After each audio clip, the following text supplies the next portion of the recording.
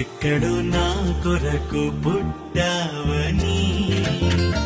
స్వాగతంగా వేచి ఉన్నా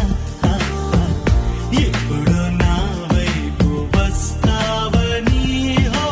ఒంటిగా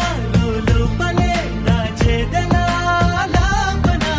అందుకో చిరుగాలితో ఈ కబురు పంపుతున్నా సాథియా సాథ